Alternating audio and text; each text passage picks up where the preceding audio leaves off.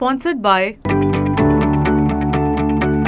Russia's recent reconfiguration of its diplomatic stance towards China has raised significant concerns over the possible implications for its ties with New Delhi against the backdrop of global geopolitical dynamics.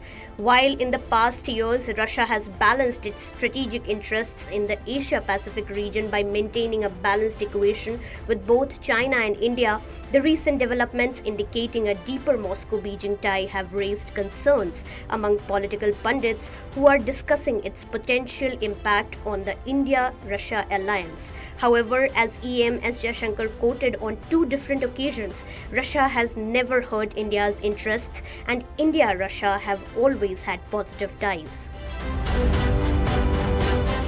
After Putin concluded his two-day visit to Beijing, social media platforms were flooded with pictures of both leaders walking hand in hand.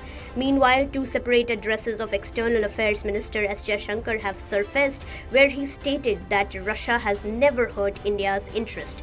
On another occasion, while addressing Indian community in Singapore, Jaishankar reiterated that Russia is a country with which India has always had a positive relationship, and both countries have taken extra care to look each other's interests. The relationship with Russia.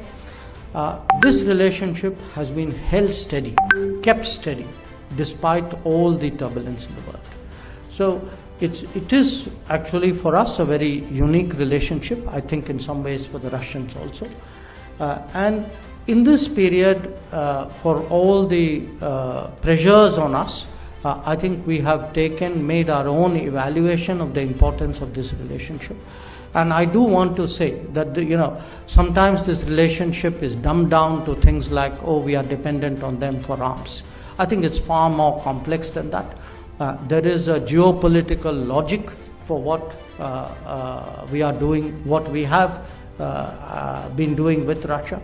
And today, many things which we were working on even prior to 2022, which is how to expand our economic cooperation, those have borne fruition. So you actually have an upswing in the economic part of the relationship with Russia. Jaishankar said in the interview to German daily Handelsblatt, everyone conducts a relationship based on past experiences. If I look at the history of post-independence India, Russia has never hurt our interests. We have always had a stable and very friendly relationship, and our relationship with Moscow today is based on this experience. Meanwhile, on one hand, India, widely seen as Russia's strategic friend, keeps a careful eye on any changes that can disrupt the balance of power in the area.